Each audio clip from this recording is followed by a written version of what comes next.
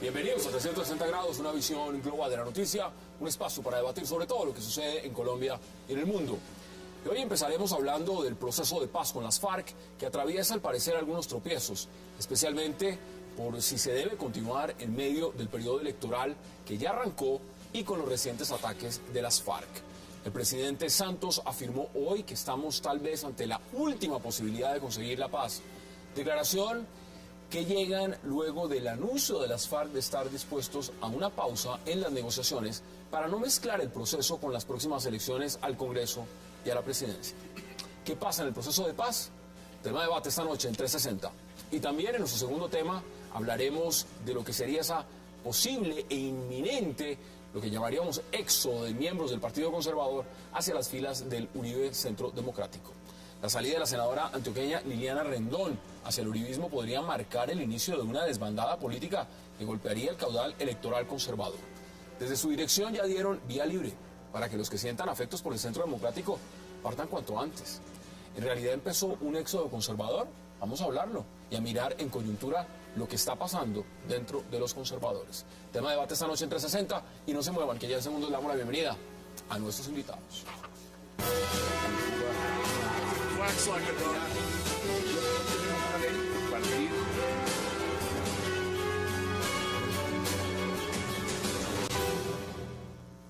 Y es un verdadero gusto darle la bienvenida esta noche a 360 a la precandidata Marta Lucía Ramírez, a Ramón Jimeno, a Juan Carlos Palou y a Rafael Guarín. Qué gusto que estén esta noche y gracias por aceptar la invitación. Gracias por esta Mire, invitación. vamos de inmediato a hablar del proceso de paz, Rafael. Y en la coyuntura, ¿qué está pasando en el proceso? Pues el presidente se reunió con el partido de la U, se reunió y habló y dijo, bueno, señores, la posibilidad de levantarse, de parar, ¿existe o no existe? Las FARC enviaron comunicado, dicen que están de acuerdo con un eventual paro de las negociaciones. ¿Usted cómo ve lo que está pasando? Está pasando lo que tenía que pasar, lo que era previsible. Y era previsible que no se llegara a un acuerdo en el mes de noviembre. Las declaraciones de Andrés París, como las declaraciones del presidente, las consultas del presidente con la bancada del partido de la U y del partido liberal, alrededor de si continúa, se suspende o se rompe el proceso, dejan una conclusión clara. Y es que en noviembre no se va a firmar ningún acuerdo de paz. El 18 de noviembre que coinciden las elecciones entonces con el proceso, que el presidente está atrapado, que tiene que resolver esa situación, pero además ratifican otra cosa, que las FARC no tienen voluntad de paz, que las FARC asumieron el proceso de paz dentro de su concepción estratégica de la utilización de la solución política negociada para avanzar en sus objetivos políticos y militares y romper una política de seguridad que estaba dando resultado, que era la política de seguridad democrática. Bueno, vamos a debatirlo y ampliarlo. Juan Carlos, bienvenido. ¿Usted lo ve de la misma manera o usted lo ve distinto? ¿Qué es lo que está pasando? No, desde luego yo lo veo pues muy distinto. Yo creo que a mí lo que me parece muy artificial en todo este proceso es el intento de aislar el proceso de negociación de La Habana del proceso electoral o el proceso electoral del proceso de negociación de La Habana. Es decir, eso no se puede hacer. Digamos, así se suspendiera y se entrara en una pausa, seguiría gravitando sobre el proceso electoral las negociaciones de La Habana. Así se terminara el proceso de paz, seguiría gravitando sobre las elecciones. O sea, es artificial intentar crear, digamos, como una separación. Es un vínculo irrompible. Es irrompible, entre otras, porque uno se pregunta por qué si en un régimen democrático se advierte que las elecciones son un instrumento fundamental para la toma de decisiones, entonces se quiere aislar absolutamente el proceso de paz, que es estratégico para todo el país, de un proceso electoral. Entonces, a mí me parece que yo no estoy de acuerdo, desde luego, con la pausa. Me parece que la pausa sería entrar en ese debate, no, que usted incumplió, no, que usted entró, que incumplieron lo que habían pactado. Es decir, es cambiar un tipo de debate por otro sin que las negociaciones continúen avanzando. Yo sería partidario de que sigan las conversaciones y que se maneje, digamos, las consecuencias inevitables de las elecciones sobre el proceso y del proceso sobre las elecciones. Ahí está su posición. Doctora Marta Lucía, bienvenida. ¿Cómo lo ve usted? Mil gracias, Hassan. Primero que todo, me parece que precisamente lo que debería lograr Colombia es que haya unas políticas de Estado y haya unas instituciones que sean tan fuertes y tan sólidas que un proceso de esta naturaleza no corre el peligro de fracasar por cuenta de si hay una persona o no al frente del gobierno.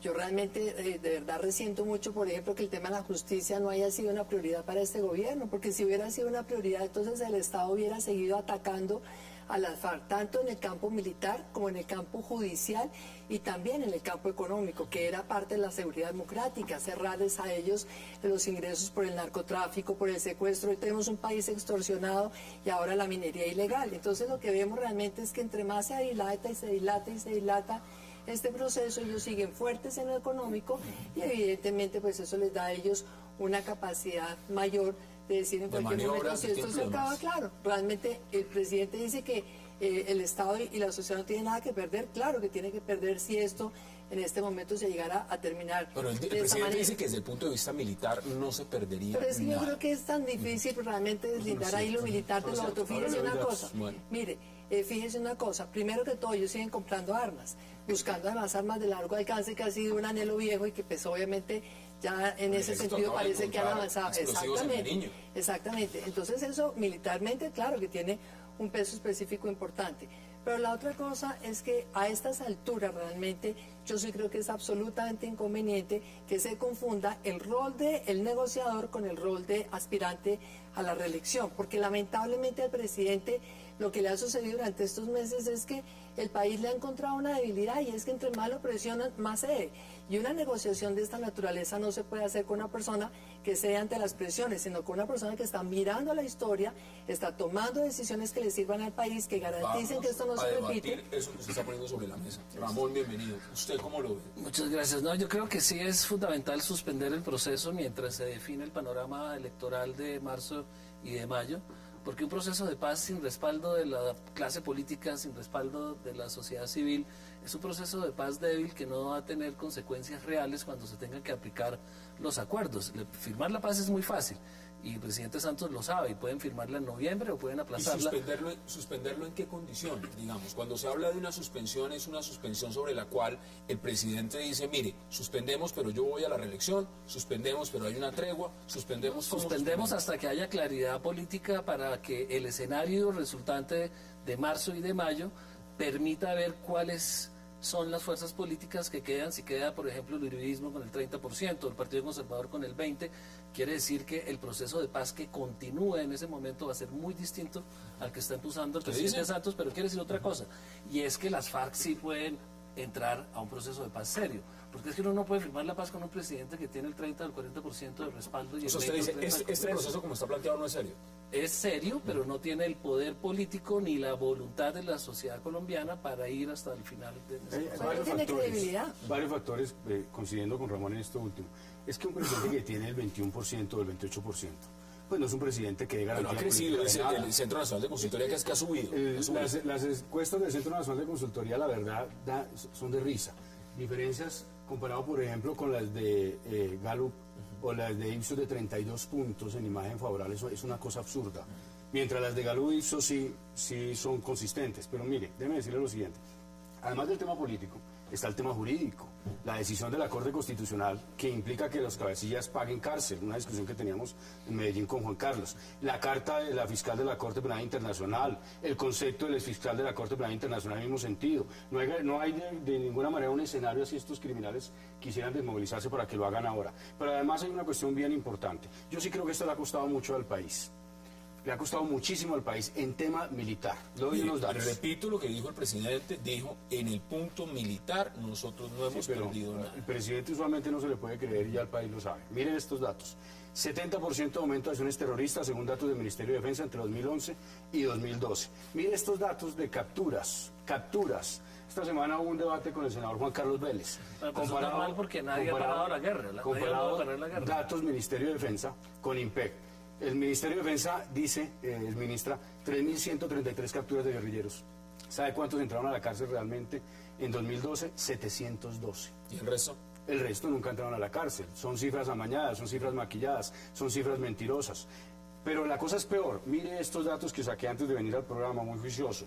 Si vamos a mirar el número de muertos y heridos de la fuerza pública durante el tiempo que lleva el proceso de paz, incluyendo la fase 1 y la fase 2, es decir, desde comienzo del año 2012 a agosto, que son las estadísticas del Ministerio de Defensa, aterrador. 4.802 miembros de la fuerza pública fuera de combate, 648 de ellos asesinados y 4.154 heridos. Usted me dirá, Ramón, que por eso es que hay que llegar a un acuerdo.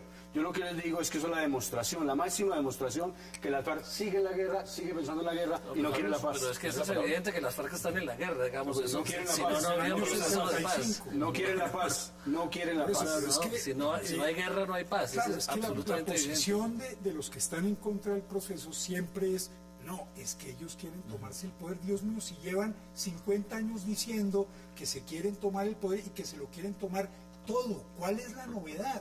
Que además ponen bombas y además atacan y además matan, pero si es que eso es la guerra. Es que para nosotros eso es inaceptable. Es inaceptable. Juan Carlos, esa es la diferencia. Sí, claro, inaceptable. Es inaceptable, o sea, que a ustedes lo que les gusta es simplemente que haya muertos sin ningún tipo de negociación. No, es todo lo contrario, no bueno, queremos ni un muerto. No, pues es que ninguno de los colombianos quiere ni un muerto. Lo que pasa es que hay una vía militar para terminar el conflicto y hay una vía política para terminar el conflicto. Entonces, Una mezcla de los dos. Doctora Montañez, En estos doctora, momentos estamos dándoles énfasis a lo político. Mire, yo no creo que acá haya nadie que se pueda atribuir pues el derecho de decir que son los que quieren la paz. La paz la queremos todos y todos estoy convencida que queremos que esto termine y que sabemos que la terminación del conflicto con las FARC tiene que hacerse por la vía política y por la vía negociada, y así está escrito en la seguridad democrática y lo hemos hablado acá en otras oportunidades. Lo que pasa es que a estas alturas uno tiene que reconocer que el tiempo que ha pasado no le ha dado ninguna satisfacción a la sociedad colombiana. Las FARC que siguen mismas lo reclutando, dicen, claro, no hemos avanzado. siguen reclutando menores. Entonces Ramón dice, pero si estamos en el conflicto. Y digo, no señor, en el conflicto combatan frente a los militares. Lo que dice Rafael me parece aterrador. Claro, 4.800 militares fuera en este momento, pero están combatiendo, militares y guerrilla. Pero la sociedad civil sí es una cosa distinta. ¿Cómo es posible que sigan reclutando menores y ha crecido el reclutamiento durante estos últimos 2 años más que nunca? ¿Cómo es posible que sigan sembrando minas en los campos colombianos y todos los días caen campesinos y gente pobre mutilada en los campos? Por esa razón es que yo sí creo que lo que debería hacer este gobierno y lo que ha debido hacer antes de sentarse a negociar es que haya un mínimo de resultados que puedan empezar a mostrarle a la sociedad para que haya una generación de confianza. Ya le voy a dar la palabra al Hoy el proceso no tiene credibilidad, es por eso, porque no hay ningún resultado. Si esto realmente va a continuar, yo creo que debería continuar. Fíjese que a diferencia de lo que dicen muchos, yo creo que debería continuar siempre y cuando el presidente tome la decisión de hacerse a un lado. No los veo muy de acuerdo, les doy la palabra porque también quiero que veamos qué dijo Andrés París. No lo veo muy de acuerdo y tampoco. ¿Qué quiere? En desacuerdo total, porque lo que ocurre es que no se firmó dentro del protocolo para estas negociaciones ninguna condición de dejar las armas, ni disminuir el conflicto, ni dejar de reclutar. Nadie está hablando de dejar las armas, nada. que no sigan reclutando niños. No se acordó nada, y en ese sentido es natural que las FARC sigan haciendo lo que tienen que hacer. Lo mismo que el ejército. Nadie le está pidiendo al ejército que se quede quieto. Ahora, ese es un punto en el que las FARC tienen toda la razón. Y claro, la gente se molesta cuando uno dice eso, pero las FARC tienen toda la razón, porque la razón para que exista el conflicto es que la clase dirigente de este país algo ha hecho mal. La responsabilidad no es solo de las FARC, no es que tengan un corazón de diablos cada uno de los 10.000 militantes de las FARC, sino que hay algo en la estructura del país que permite que haya ese conflicto armado, y en ese sentido se necesita es encontrar cómo se ajusta un poco el Estado colombiano. Una observación antes de pasar a la nota. Y por eso no tiene ninguna importancia, las cifras que dan Rafael no tienen ninguna importancia, puede citar las de hace 10 años o las de hace 5, cuando se inicia un proceso. Cuando se inicia un proceso de paz es para hacer la paz, no para decir cómo son de malos estos señores que están sentados en la banca. Es que ahí tenemos diferencias, con todo afecto pues y todo respeto con Ramón. Y es que a mí sí me parece que es natural que hagan las FARC, que asesinen, no me parece que sea natural. Aquí las FARC simplemente en este país no deberían existir. La vida de los soldados y de policía es tan valiosa como la vida suya Entonces, ¿qué ha hecho la sociedad para que existan las FARC? O como la vida mía. Lo que hay aquí en Colombia es un discurso justificativo de la acción violenta de las FARC que no tiene ninguna razón de ser, Ramón. El error y la crítica principal que yo hago al proceso de paz es que se inició violando las condiciones que el propio Santos puso. Aquí tenía que abandonar el terrorismo a las FARC, no tenía que seguir matando. El éxito de los procesos de paz de los años 90, y esto siempre lo cito, no es mío, es de León Valencia, de izquierda, es que el proceso de paz se inició con un final cerrado, con la decisión de las FARC de abandonar la violencia. Y estas cifras lo que demuestran es que las FARC no tienen esa decisión, que las FARC lo que han es utilizado el proceso de paz para romper el esfuerzo de seguridad del Estado. Vamos a la pausa. Quiero que veamos qué dijo exactamente el comunicado de Andrés París y le doy de inmediato la palabra a Juan Carlos Palos. Vamos a la pausa y ya regresamos.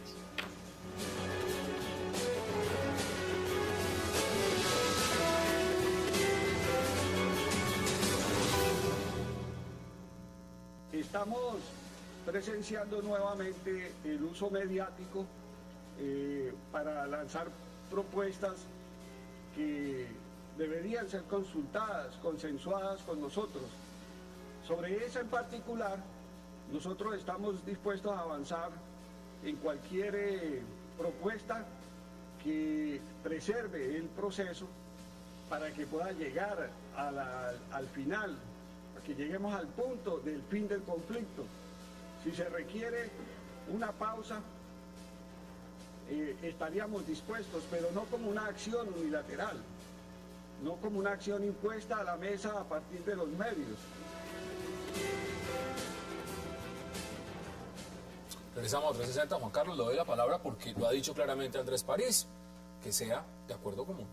Bueno, yo lo que quiero empezar por aclarar es que yo no soy de los que piensa que quien critica el proceso de paz es enemigo de la paz.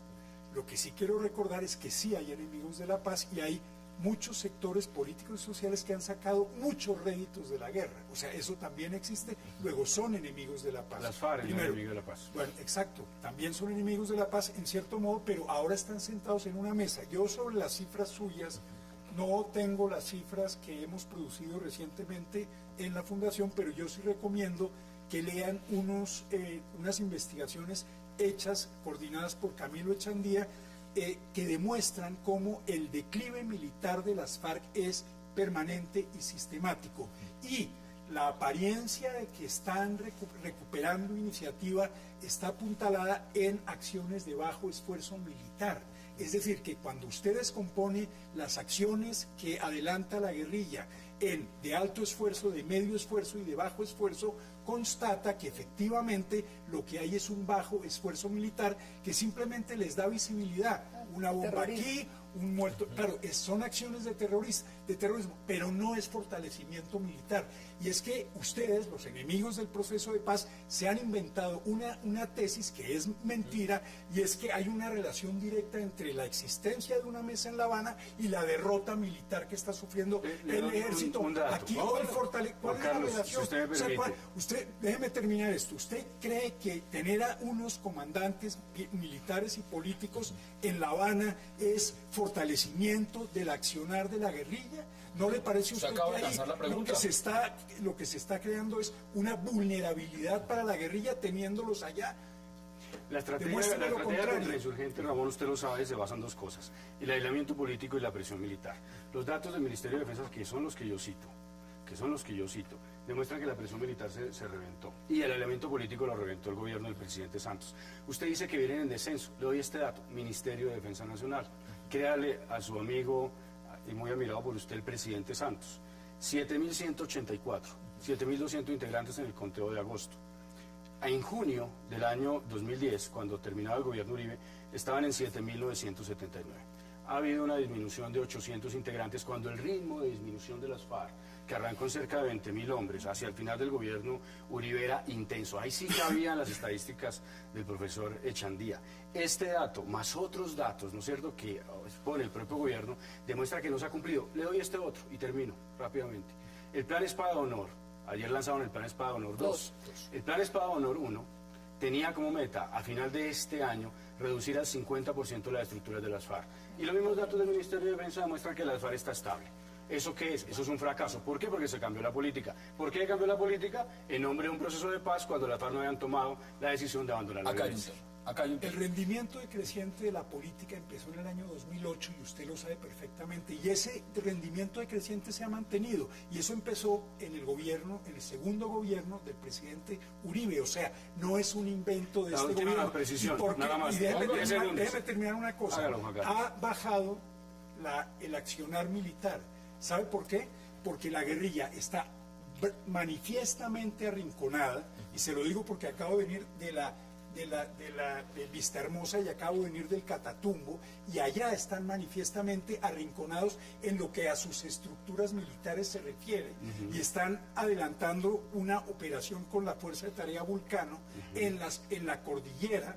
Y sí, desde luego, tienen accionar político. Pero no es igual de fuerte, pero mire, acá hay un tema. No, una cosa rápida, una cosa puntual. Mire, por supuesto que había una necesidad de modificar, pero no era la política, era el plan de guerra. La política es la concepción general de cómo enfrentar el fenómeno violento. El plan de guerra es lo que se cambia, era lo que había que adoptar. Y el último dato, también del Ministerio de Defensa, está en internet en la página del Ministerio de Defensa. Mire, la reducción de muertos en combate, de guerrilleros muertos en combate es del 23%, es ministra, mientras de soldados y policías es del 6%. Ahí están los datos. Acá hay un tema. Esto no son solo cifras del Ministerio de Defensa y los medimos por muertos, acá hay un tema político. Acá hay una concepción electoral. Acá hay una perspectiva. Dentro de lo que significa para el presidente Juan Manuel Santos la reelección o no, puso una fecha, dijo 18 de noviembre. ¿Ese 18 de noviembre es una fecha límite para un acuerdo o una firma, o es sencillamente un momento sobre el cual se va a definir una estructura en La Habana donde se diga, aquí nos tenemos que parar de la mesa? Porque desafortunadamente yo voy por la reelección y no puedo seguir en este proceso sin resultados, porque así es como va, sin resultados. ¿Cómo viste esa fecha? Pues mira, me parece que ya hay cosas que han venido telegrafiando. No es casualidad que, por ejemplo, Simón Gaviria, presidente del Partido Liberal, haya aparecido hace 2 semanas diciendo, y si hay que pararse de la mesa, vamos a respaldar al presidente de la República. Por eso iba a decir eso. Hoy lo dijo Aurelio Iragorri. O sea, los presidentes de los 2 partidos más cercanos al gobierno ya están telegrafiando que habría que pararse eventualmente de la mesa. ¿Por qué? Porque es que están mostrando que para ellos la prioridad es entonces la reelección, cuando los colombianos quisiéramos que la prioridad realmente fuera la paz. Pero lo que sí es clarísimo es que esto no puede seguir como está. A mí me parece que el presidente, si mira hacia la historia, si piensa de verdad con absoluto desprendimiento en el futuro de este país, debería decir, me concentro en sacar adelante esta negociación hasta el mes de mayo del año entrante, no reelección, y eso sí, señores, acá vamos a empezar a darle resultados a este país. De aquí a 2 meses tiene que haber un compromiso clarísimo, entonces no más reclutamiento, vamos a empezar a hablar de los secuestrados, vamos a mirar el tema político, y yo creo que si el país empieza a ver algún cambio en ese sentido, de pronto el país también recupera algo de optimismo con el proceso como está. Yo creo que es imposible recuperar. El 18 de noviembre era una fecha indicativa y todo el mundo sabía que la lucha del gobierno y los negociadores iba a ser con la concepción del tiempo que tienen las FARC, que es bastante prolongado y casi que infinito. O sea, concretar a las FARC en 1 año, en 6 meses es imposible, y eso lo sabe cualquier persona que haya seguido a las FARC. Entonces pongámoslo en años. Si lo ponemos en años, digamos, 1 año más, 2 años más, lo que tome. Muchos dicen, la paz no se le puede poner un calendario. Si toma más tiempo, pues que tome el tiempo que sea necesario. Si es en esa perspectiva, ¿qué presidente estaría dispuesto a continuar este proceso como está? ¿Tendría que estar Santos reelecto para decir, continuamos 4 años más de un segundo periodo, o teniendo otro partido político que ponga presidente van a continuar en esa negociación? Se vuelve una política de Estado y no una política de gobierno, que es el paso que permite dar la próxima elección. Entonces, el nuevo gobierno, sea Santos o sea cualquier otro presidente, se va a encontrar con un proceso de paz como se encuentra con unas vías en desarrollo o con un TLC andando. Se encuentra con un proceso de paz andando que tiene que concluir si tiene el respaldo del resto del país. Es que lo que no puede continuar es un proceso de paz montado sobre una balsa que está naufragando. Tiene que montarse sobre una estructura sólida y eso es apoyo político. Yo sí creo que es así en la medida en que de verdad hay un proceso que está avanzando. Lo cierto es que este proceso, que no lleva 10 meses, que lleva 3 años de conversaciones y 1 de negociaciones formales, hasta ahora no ha avanzado nada. Son conversaciones que no van ninguna avance. Si hay un avance, ahí sí seguramente lo continuará el que venga como una verdadera política de Estado. Ramón tiene razón en que debería ser así. Debería haber un gran consenso nacional. Pero sí es que las FARC y el propio presidente Santos petardean esa posibilidad con el discurso de amigos y enemigos de la paz que aquí escuchamos hace unos instantes. Aquí lo que va a haber es un gran consenso, una gran discusión pública. Y la paz incluye al uribismo. La paz incluye al uribismo. Y un acuerdo de unidad nacional es otra cosa. Álvaro Uribe ha dicho cuáles son las condiciones. No impunidad, no elegibilidad para criminales de guerra y crímenes de lesa humanidad, respeto por los derechos de las víctimas, a la verdad, la justicia y la reparación. El tema está ahí. Pero eso es lo que se negocia. Esa es la parte. Y eso es lo que se tiene que acordar en el post. Yo lo que no entiendo es por qué cuando la guerra o la política de seguridad democrática estaba en la palestra, bueno, digamos, la política de seguridad democrática que hacía un énfasis particular en el tema de la fuerza, estaba en la posibilidad de la reelección, se dijo, démosle la segunda oportunidad, cambiemos la Constitución, que sigamos adelante con esto. Pero ahora que estamos ante la posibilidad de llegar a la paz por la vía política, entonces se dice, no, eso sí, usted hágame el favor y me lo deja de ladito, porque o va y gana méritos con el proceso de paz, o va y deja el proceso de paz enclenque por su pérdida de capacidad política. Usted fue Mire, ministra de Defensa voy a de eso. explicar la gran diferencia que hay, porque es que resulta que en el 2003, 4, 5, y eso fue lo que dio lugar a la primera reelección del presidente Uribe, usted encontraba que había una disminución anual del 15, del 20, del 25%, era una tendencia permanente, disminuyendo los secuestros, los homicidios, los atentados terroristas a la infraestructura. Entonces, pues era obvio que la gente estaba viendo resultados. Acá sucede exactamente lo contrario, no hay ningún resultado a favor del país, ningún resultado a favor de la gente civil más afectada por cuenta de la acción de los terroristas. Entonces, ¿por qué la gente va a querer una ahora observación acá. darle el Me beneficio de la quedan menos de 2 reelección? minutos y es hay un que- tema que no quiero dejar de lado y se los voy preguntando de una vez en avanzada, es el siguiente. Es el tema de la credibilidad. La credibilidad en el proceso. Más que los tiempos, más que lo demás. ¿Usted le sigue viendo a este proceso desde su orilla, desde su línea de pensamiento, desde lo que usted cree que va a pasar, que esto tiene credibilidad o no tiene credibilidad? No desde lo que yo piense, sino lo que dicen los colombianos en las encuestas. No tiene ninguna No tiene credibilidad. Es que no puede tenerla cuando siguen matando. Hoy mataron 4 soldados en Arauca. Hace 40 días mataron 15 soldados en Arauca. Hace 2 meses y medio, Ramón, y no porque los políticos hayan hecho malas cosas, sino porque estos son asesinos los de las FARC, mataron 15 soldados en Pero además Arauca. los ejecutan y están ahí Tema de la y los tregua ejecutan en o el del suelo. cese al fuego, Piedad Córdoba está diciendo cese al fuego en Navidad, las FARC están diciendo una tregua unilateral. ¿Cómo ve usted ese Yo creo panorama? que el proceso tiene mucha credibilidad, mucha más afuera que adentro de Colombia, y eso es muy importante. Tiene 4 países, tiene Estados Unidos respaldando y tiene una comunidad Europea. internacional que le exige a Colombia que entre en paz en los próximos años, porque es totalmente inconveniente para las relaciones con los países vecinos, para Estados Unidos, tener este paísito todavía en conflicto como si estuviéramos en la época del comunismo. Es muy retardatario pretender que el conflicto tiene que prolongarse y que tiene que mantenerse porque las FARC no dejan de reclutar ¿Cuál niños. es su- Yo, o la algo. crítica fundamental, y para que vea que no soy tan amiguito del señor presidente, le voy a decir una cosa. Yo creo que gran parte de la falta, amigo, gran parte de la falta De los mejores. gran parte de la falta de credibilidad del proceso se debe a la actitud dubitativa y confusa del presidente. Él le ha generado Él esa, le ha claro, generado- esa mire, pérdida de uno credibilidad. circula por este país y habla con la gente, y la gente que más ha sido partidaria de la negociación política no le creen a este proceso. Entonces uno dice, Pero no le cree al proceso, no le cree al Al presidente. presidente. No, le no, creen no, al al proceso presidente porque no del le creen al proceso. presidente. Entonces, yo lo explico porque no ha demostrado un auténtico compromiso con el proceso de negociación política. Si lo hubiera hecho, mucha gente, probablemente muchas organizaciones hubieran estado apoyando este Deme su Juan Carlos, conclusión. Mire, yo creo una cosa. Juan Carlos, bienvenido al uribismo, bienvenido al Centro Democrático. Yo creo que no tiene credibilidad el proceso y no Bienvenido. tiene Jamás. credibilidad el presidente, por una razón además, porque es que cuando alguien quiere darle gusto a todos, termina no dándole gusto a nadie y pierde totalmente la credibilidad. Ramón dice, es que los colombianos creen en el proceso, las encuestas dicen exactamente lo contrario, los colombianos dejaron de creer. Quieren sí, pero no creen en el proceso.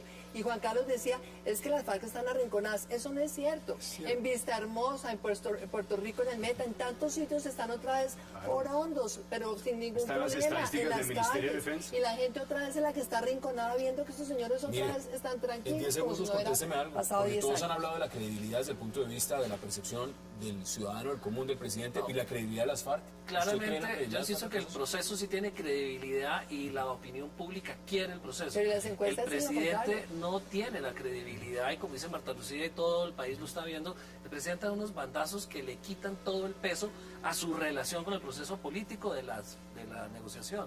Pero el país sí lo quiere, la comunidad internacional sí lo quiere Aquí. y saben que cuesta, que hacer las paz con las FARC no es que se arrodillen y entreguen las armas. Y ellos han Cuesta dicho que tampoco lo van a hacer. institucionalmente al país. Vamos a la pausa. Hay 2 porque se nos- periodistas nuevos acá. Bueno, no se tenemos nos, presidente. se nos acabó el tiempo para ese debate, pero al regreso vamos a hablar del Partido Conservador. Ya regresamos en 360.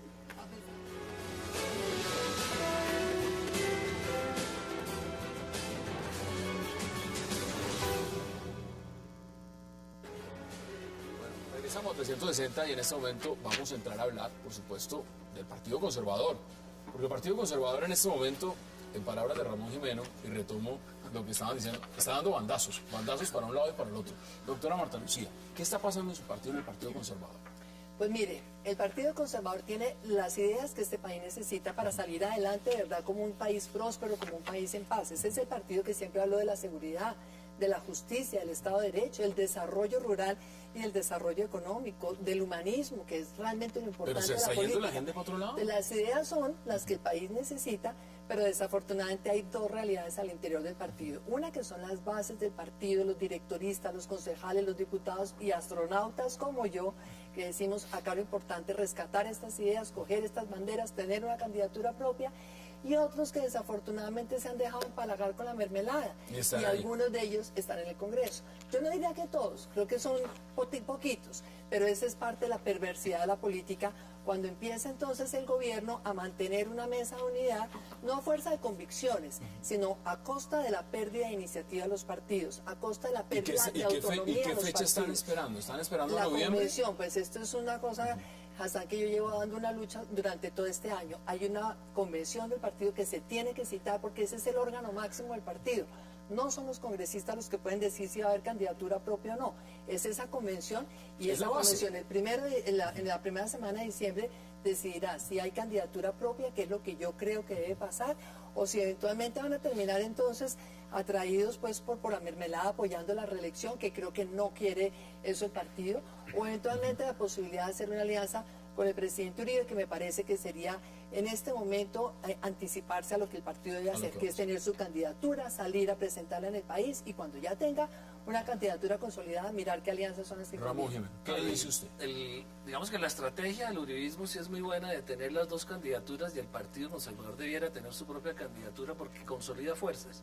Hace que el Centro Democrático uribista tenga su propia fuerza consolidada y el Partido Conservador, que es cercano, también. Entonces eso permite una gobernabilidad mucho más clara en el próximo gobierno y es muy positivo porque en la segunda vuelta, si la hay, se unen esas dos fuerzas con un candidato y se va a tener un gobierno mucho más fuerte con capacidad para gobernar. Si no se lanza, si Santos no se lanza. Pero perdón, yo ahí sí quisiera si se lanza también porque me parece que es una falta de respeto muy grande decir que esa es la estrategia del uribismo. Es que el Partido Conservador nació antes que el presidente Uribe y va a vivir muchos años después del presidente Uribe. Es una estrategia política válida. Este es un partido que ha sido histórico, que tiene unas ideas, que tiene una filosofía. Y este partido lo que tiene es que salir con sus banderas, precisamente soltarse en la mesa. Ahí está Liliana, ex senadora conservadora, importante en el tema Antioquia, gran electora, y ha dicho, me voy, aquí salgo, pelearé de pronto la gobernación y lo haré posiblemente pensando en votos uribistas en el departamento más uribista de todos, ¿no? Es que ese sí es el problema del Partido Conservador, que piensa mucho más en los puestos y en el presupuesto que en las ideas y lo que está proponiendo Marta Lucía. Yo insisto en que eso no es por el partido. El partido tiene unas bases que no están, el partido tiene unas bases que no son clientelistas. Ahora, lo de la senadora Rendón es consecuencia de un partido que soltó sus banderas porque la Mesa de Unidad Nacional lo que hizo fue atraparlo, mantenerlo con las manos amarradas. El partido había presentado un proyecto de ley sobre seguridad y defensa, había presentado el proyecto de ley sobre la reforma a la justicia y tomar esa iniciativa.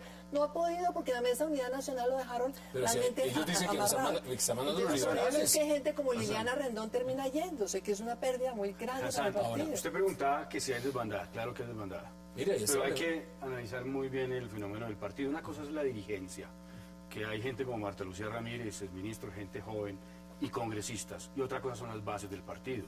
En las bases del partido una desbandada total frente a la posibilidad de que el Partido Conservador siga en la unidad nacional y apoye la reelección del presidente. Es decir, que si se van las bases... las bases no están con la unidad nacional y no están con el presidente Santos. Las bases están... Y es lo que habría que mirar en detalle con las encuestas. Primero, con una candidatura del Partido Conservador, porque hay conservadores de doctrina, de historia, de convicción, de tradición. Y segundo, obviamente hay una cercanía con Álvaro Uribe y con la candidatura de Uribe. Lo que pasa es que Uribe en eso sí es muy respetuoso del Partido Conservador. El partido debe continuar su proceso y habrá un momento que cuando tengan candidatos se podrá decidir. Ahora, el tema central es lo que decía aquí Ramón Jimeno, y es cierto, y es cuál es el rumbo del partido y quiénes son los que toman las decisiones en el partido. Y hay un debate interno. Yo creo que aquí la ministra tal vez lo conoce, y es que el directorio está dividido entre unos señores que están dedicados al tema de la mermelada, los puestos, los contratos, los cupos, la corrupción, políticos tradicionales, entre La los DNE, cuales están los Cepeda, Andrade, Gerlain, Miriam Párez, todos estos señores usted mira, preocupados por la mermelada pero- y que obviamente no quieren ni candidatura para el Partido Conservador, sino seguir pegados de Santos. Y por otro lado hay unos sectores que sí quieren candidatura, un partido sin vocación de poder, sin vocación de tener No tiene presidente. razón. Tengo desaparece. entendido y nos ha llegado que, digamos, en la medición, y usted menciona nombres, departamento del Huila no les está yendo muy bien. Y si hay departamentos donde están preocupados, es Antioquia, evidentemente por el voto uribista. Entonces, si uno mira la coyuntura y quiere un candidato propio, pues la gran pregunta es, ¿y dónde están los votos?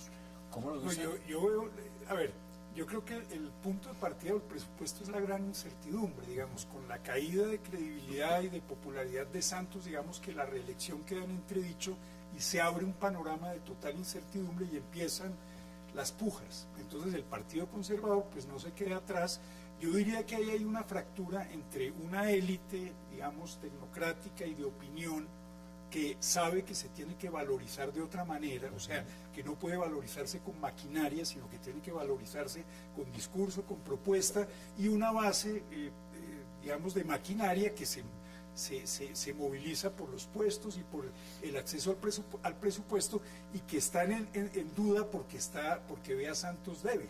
Entonces ya no sabe si se queda por este lado con el Centro Democrático. Si se queda lanzamos con Santos. candidato o si nos Pero vamos para con- mí todo es una estrategia para posicionarse en una potencial negociación con quien gane la presidencia, que no va a ser nadie del Partido Conservador.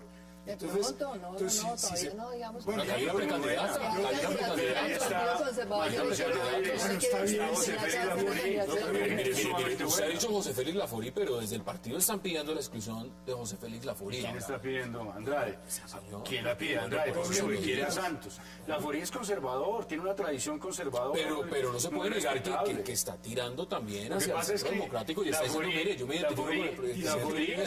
Laforí es uribista y el uribismo sobrepasa conservador. el centro democrático y sobrepasa el Partido Conservador. ¿Dónde Mire, me deja otros nombres? Porque yo no tengo solamente... mucho respeto por José Félix, creo que quizás lo que le ha sucedido a él es que todavía no acaba de tomar una decisión sobre si va a meterse a fondo en la campaña o qué es lo que va a hacer. En mi caso personal, para no entrar a calificar la decisión de él, yo tomé la decisión hace un año de meterme a fondo en el tema de la política. Cerré mi oficina, dejé un gremio industrial que tenía, cancelé todos mis clientes y estoy realmente haciendo el esfuerzo. Y de con la recorrer bandera el país conservadora. Con la bandera conservadora solamente, porque creo que el país necesita partidos, porque creo que un partido histórico como este hay que rescatarlo, hay que modernizarlo, hay que sacudirlo. Pero no, de no ese es muy triste clientelismo. entonces que usted esté poniendo la cara por el Partido Conservador para llevar esas banderas y que haya otros que estén diciendo, mire, yo me quedo con la unidad nacional, miremos a ver cómo nos va, no importa si queda Santos, lo importante es que aquí estamos comiendo muy bien, nos están repartiendo los puestos y nos están dando los demás. Es lamentable, pero también tengo que decir una cosa, es absolutamente inaceptable que el gobierno debilite los partidos. Me parece que eso es una gran irresponsabilidad, porque aquí apostando al descrédito y al debilitamiento de los partidos, estamos apostando a que esta democracia no va a poder sostenerse por mucho En tiempo. este momento, el tete a Entregarle tete en los conservadores es usted con José Félix Laforí o Sí. le doy otro nombre, Pablo Pablo Victoria. Victoria. Pablo Victoria también ya se lanzó y dijo, yo soy precandidato. ¿Cómo Sí. ve ese nombre? Pues el fin de semana pasado que tuvimos un encuentro programático, él anunció que iba a presentar su candidatura. Yo pienso los que se presenten me parece bien. O sea, lo importante es que el partido salga con propuestas, con banderas. Por eso era importante este encuentro programático. Y una vez que ya se inscriban como candidatos, pues yo espero que van a dedicarse solamente a la candidatura, fortalecer la posición del conservatismo tarea. y después, evidentemente, buscar las alianzas que permitan, igual que cuando se eligió a Andrés Pastrana, igual que cuando se eligió a Belisario Betancur, en ambos casos se hizo con Mire, alianzas. Y eso tengo es pausa válido. obligatoria y le doy la palabra de inmediato apenas regresemos. Vamos a la pausa en 360 y ya volvemos al debate.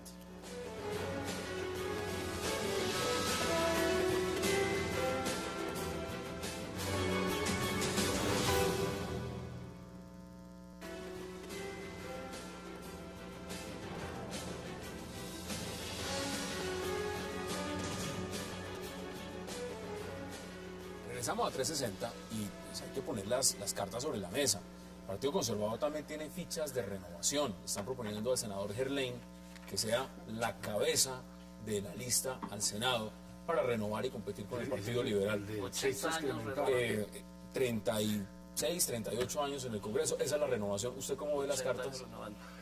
Pues lo que veo es que los partidos desaparecieron. No es un problema del Partido Conservador ni el liberal, sino que la sociedad colombiana se modernizó y las ciudades están llenas de jóvenes que no creen en estos partidos ni en estos dirigentes. Por eso la estructura política del país es absolutamente clientelista. El senador John Suárez, que tiene un proyecto para que la ciudad, un excelente proyecto para que los ciudadanos de las ciudades puedan de verdad votar por sus representantes y se les pueda exigir cuentas y que cumplan, no simplemente que por el número de votos les dé la Dirección Nacional de Estupefacientes, el Banco Agrario. Eso no tiene ningún sentido. Entonces, tratar de revivir los partidos es un propósito muy loable, pero por la vía de la clase política que tenemos hoy, lo único que se hace es renovar el clientelismo.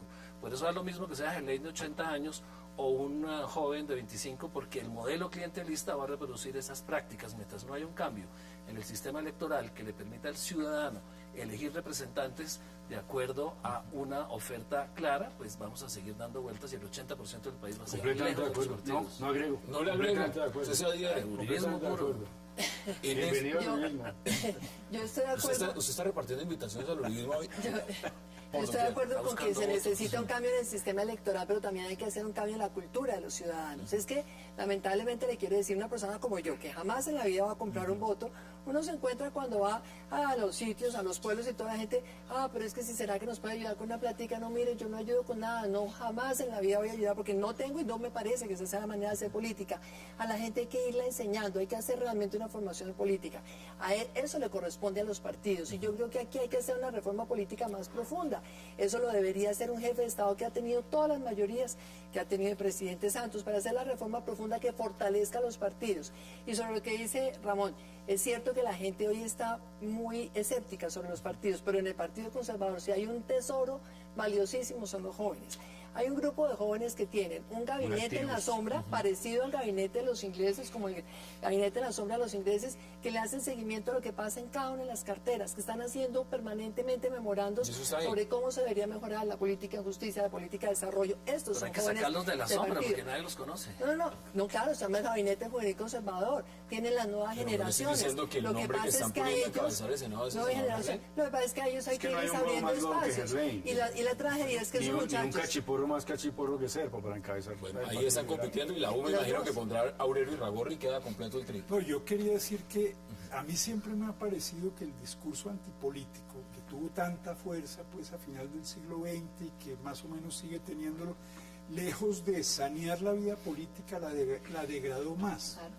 Es decir, se convirtió en una barrera de ingreso a la política. Es decir, en la medida en que la política es la actividad más perrata y más degradada y más desprestigiada... ¿Lo dice por los verdes? No, lo digo por la Unidad Nacional. No,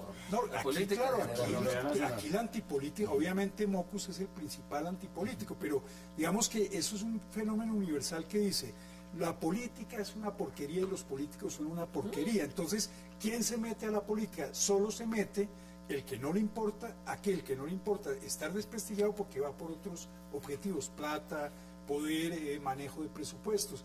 Entonces me parece a mí... No todos. No, porque es que resulta que gente como yo jamás ha ido ni por presupuesto ni por plata y lo hace con una auténtica vocación de servicio. Pero por eso mismo le digo, hay unas excepciones. Dándose pelas duras. Lo que pasa es que el discurso antipolítico opacó y distorsionó todo y la gente no discrimina. Todos los políticos mal, la política es una porquería. Entonces, me parece que habría que recular un poco y tal vez buscar fórmulas innovadoras que no respondan a los partidos, digamos, del siglo XIX y XX, porque tal vez estamos... Mire, yo sí creo que uno tiene que hacer reformas dentro del sistema. Y, por ejemplo, creo que ojalá tuviera la oportunidad yo de ser presidente de este país para hacer una reforma política profunda, que le ponga responsabilidades a los partidos, que los haga realmente rendir cuentas a su ciudadanía sobre los programas que ofrecieron, sobre las propuestas que hicieron, pero entre otras cosas que le ponga término a la participación de los congresistas en el Congreso. 2 periodos en el Congreso es más que suficiente. ¿Sabe por qué? Porque la gente entonces empieza a tener malas prácticas. Yo creo que uno tiene que buscar la excelencia en la política, las buenas prácticas, usted pone el tema una del Congreso, renovación. Y se los voy de una vez ampliando y empezamos a redondear porque nos quedan menos de 3 minutos. Los conservadores han mantenido unas cuotas fijas en el Congreso, prácticamente en eso, en lo que ha sido Senado y Cámara. Ustedes se han preguntado, haciendo cálculo matemático, cómo le va a ir a los conservadores, no en las presidenciales, sino en las legislativas. Les va a ir muy bien. Los conservadores, sumando el Partido Conservador y el Centro Democrático les va a ir muy bien, van a estar cerca del 50% y van a pelear la presidencia. Sí tienen un chance bastante grande de ganar la presidencia si el presidente Santos no corrige su estrategia, pero como van, O si no se gana el Nobel mañana, ¿no? También porque hay que mirar. Bueno, está... Yo creo que ya ni con Nobel. Vamos a ver. El Partido Conservador tuvo 22 curules en el Senado, tuvo 2.257.335 votos. Evidentemente la incursión de Álvaro Uribe y del Centro Democrático le va a morder al Partido Conservador. Pero lo que dice Ramón es cierto. Aquí lo que se abre es una coalición que va del centro a sectores de centro-derecha, donde está el Partido Conservador, el Centro Democrático, sectores de avanzada, y esa va a ser mayoría en las elecciones de marzo, y efectivamente sobre esa mayoría y sobre la voluntad ciudadana podemos tener presidente. El que quiere ser presidente en las próximas elecciones necesita del Partido Conservador. El que quiere ser presidente lo que necesita es una propuesta que le llegue a las bases conservadoras. Una cosa son las bases conservadoras, otra cosa es la dirigencia conservadora. Deme sus conclusiones en menos de 40 segundos. Dios mío, yo creo que yo creo que sí, que efectivamente el Partido Conservador tiene una posibilidad de hacer un buen papel, pero como lo tienen muchos otros grupos políticos, yo reivindico la idea de incertidumbre. Y la incertidumbre hay una crecería, y hay otros hay caminos. mucha incertidumbre y eso en principio es bueno para la democracia, porque no hay, digamos, resultados amarrados o asegurados. Pero si no se construyen propuestas más claras desde el punto de vista programático, etcétera, termina siendo una negociación, digamos, de puestos y política. Sí, de la unidad nacional, es cierto. Concluidos ese debate. Mire, yo creo que este país necesita poner la casa en orden. Hoy los ciudadanos han perdido la confianza en todo. El Partido Conservador tiene la capacidad de poner la casa en orden, devolverle a este país justicia, institucionalidad, Estado de Derecho, desarrollo económico, reindustrializar a Colombia, tener un programa de pleno empleo. Si el Partido Conservador sale con esa propuesta y si logramos que las bases conservadoras, al ver que hay una candidatura propia del partido, trabajen por sus congresistas, vamos a tener una lista importante del Partido Conservador que me parece maravilloso después en la alianza con el Centro Democrático, con un partido como el MIRA también, que es maravilloso, y tener una centroderecha institucionalista, civilista, organizada, que le va a servir mucho a este país. Veremos cómo será el proceso. Precandidata Marta Lucía Ramírez, como siempre, un verdadero placer. Gracias por esta invitación. Juan Carlos Palou, gracias. También Rafael Guarín y Ramón Jimeno, gracias. Y a ustedes también gracias por acompañarnos. Nos vemos mañana de nuevo aquí a la misma hora para seguir debatiendo toda la agenda política de Colombia y del mundo. Hasta una próxima oportunidad. No olviden la repetición, 11:30 de la noche aquí por Cable Noticias.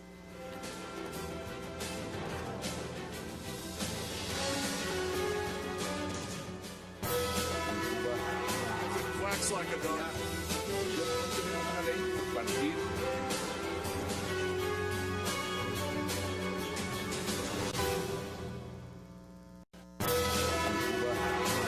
Wax like a donut. Tenemos una ley compartir.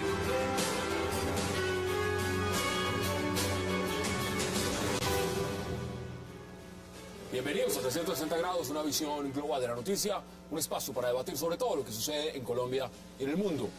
Y hoy empezaremos hablando del proceso de paz con las FARC, que atraviesa al parecer algunos tropiezos, especialmente por si se debe continuar en medio del periodo electoral que ya arrancó y con los recientes ataques de las FARC. El presidente Santos afirmó hoy que estamos tal vez ante la última posibilidad de conseguir la paz. Declaración que llegan luego del anuncio de las FARC de estar dispuestos a una pausa en las negociaciones para no mezclar el proceso con las próximas elecciones al Congreso y a la presidencia. ¿Qué pasa en el proceso de paz? Tema de debate esta noche en 360. Y también en nuestro segundo tema hablaremos de lo que sería esa posible e inminente, lo que llamaríamos éxodo de miembros del Partido Conservador hacia las filas del Uribe Centro Democrático. La salida de la senadora antioqueña Liliana Rendón hacia el uribismo podría marcar el inicio de una desbandada política que golpearía el caudal electoral conservador. Desde su dirección ya dieron vía libre para que los que sientan afectos por el Centro Democrático partan cuanto antes. ¿En realidad empezó un éxodo conservador? Vamos a hablarlo y a mirar en coyuntura lo que está pasando dentro de los conservadores. Tema de debate esta noche en 360 y no se muevan, que ya en segundos le damos la bienvenida a nuestros invitados. Wax like a donut. Tenemos una ley compartir.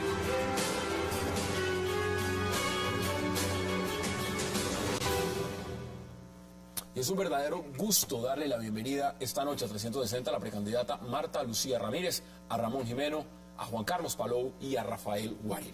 Qué gusto que estén esta noche y gracias por aceptar la invitación. Gracias por esta Mire, invitación. vamos de inmediato a hablar del proceso de paz, Rafael.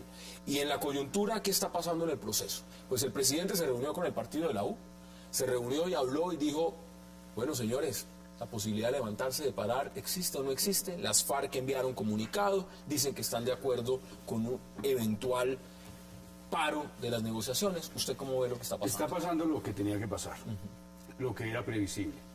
Y era previsible que no se llegara a un acuerdo en el mes de noviembre. Las declaraciones de Andrés París, como las declaraciones del presidente, las consultas del presidente con la bancada del partido de la U y del partido liberal, alrededor de si continúa, se suspende o se rompe el proceso, dejan una conclusión clara. Y es que en noviembre no se va a firmar ningún acuerdo de paz. El 18 de noviembre no que era. coinciden las elecciones entonces con el proceso, que el presidente está atrapado, que tiene que resolver esa situación, pero además ratifican otra cosa, que las FARC no tienen voluntad de paz, que las FARC asumieron el proceso de paz dentro de su concepción estratégica de la utilización de la solución política negociada para avanzar en sus objetivos políticos y militares y romper una política de seguridad que estaba dando resultado, que era la política de seguridad democrática. Bueno, vamos a debatirlo y ampliarlo. Juan Carlos, bienvenido. ¿Usted lo ve de la misma manera o usted lo ve distinto? ¿Qué es lo que está pasando? No, desde luego yo lo veo pues muy distinto. Yo creo que a mí lo que me parece muy artificial en todo este proceso es el intento de aislar el proceso de negociación de La Habana del proceso electoral o el proceso electoral del proceso de negociación de La Habana. Es decir, eso no se puede hacer. Digamos, así se suspendiera y se entrara en una pausa, seguiría gravitando sobre el proceso electoral las negociaciones de La Habana.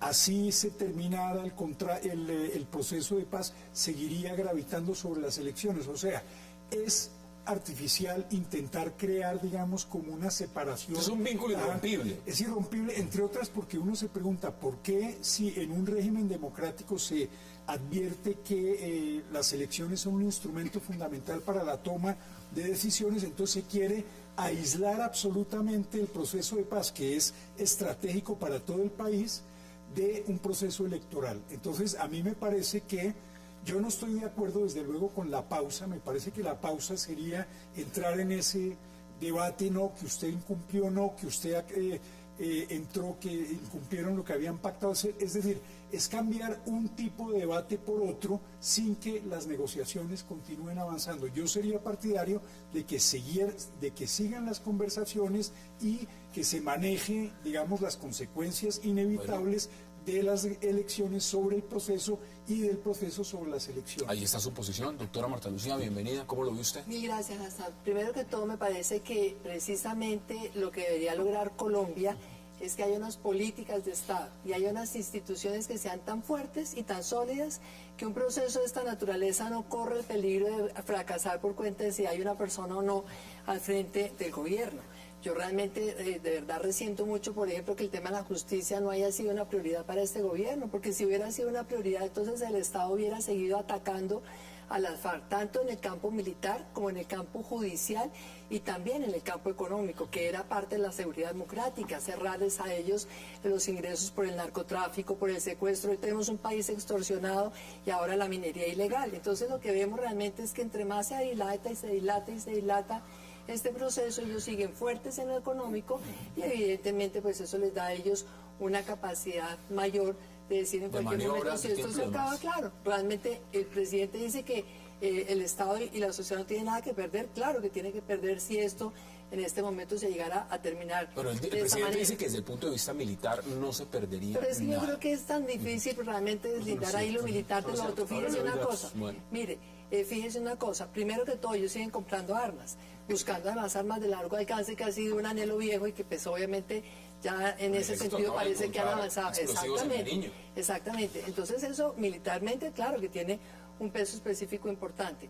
Pero la otra cosa es que a estas alturas realmente yo sí creo que es absolutamente inconveniente que se confunda el rol del negociador con el rol de aspirante a la reelección, porque lamentablemente al presidente lo que le ha sucedido durante estos meses es que el país le ha encontrado una debilidad, y es que entre más lo presionan, más cede. Y una negociación de esta naturaleza no se puede hacer con una persona que cede ante las presiones, sino con una persona que está mirando a la historia, está tomando decisiones que le sirvan al país, que garanticen que esto no se repite. Eso que usted está poniendo sobre la mesa. Ramón, bienvenido. ¿Usted cómo lo ve? Muchas gracias. No, yo creo que sí es fundamental suspender el proceso mientras se define el panorama electoral de marzo y de mayo, porque un proceso de paz sin respaldo de la clase política, sin respaldo de la sociedad civil, es un proceso de paz débil que no va a tener consecuencias reales cuando se tengan que aplicar los acuerdos. Firmar la paz es muy fácil, y el presidente Santos lo sabe, y pueden firmarla en noviembre o pueden aplazarla. ¿Y suspenderlo en qué condiciones? Digamos, cuando se habla de una suspensión, es una suspensión sobre la cual el presidente dice, mire, suspendemos, pero yo voy a la reelección, suspendemos, pero hay una tregua, Suspendemos hasta que haya claridad política para que el escenario resultante de marzo y de mayo permita ver cuáles son las fuerzas políticas que quedan. Si queda, por ejemplo, el uribismo con el 30%, el Partido Conservador con el 20%, quiere decir que el proceso de paz que continúe en ese momento va a ser muy distinto al que está impulsando el presidente Santos, pero quiere decir otra cosa, y es que las FARC sí pueden entrar a un proceso de paz serio, porque es que uno no puede firmar la paz con un presidente que tiene el 30 o el 40% de respaldo. Y usted dice, este proceso como está planteado no es serio. Es serio, pero no tiene el poder político ni la voluntad de la sociedad colombiana para ir hasta el final de varios factores, coincidiendo con Ramón en esto último. Es que un presidente que tiene el 21% o el 28%, pues no es un presidente que dé garantía. Bueno, ha crecido el Centro Nacional de Consultoría, que es que ha subido. Las encuestas del Centro Nacional de Consultoría, la verdad, son de risa. Diferencias comparado, por ejemplo, con las de Gallup o las de Ipsos de 32%.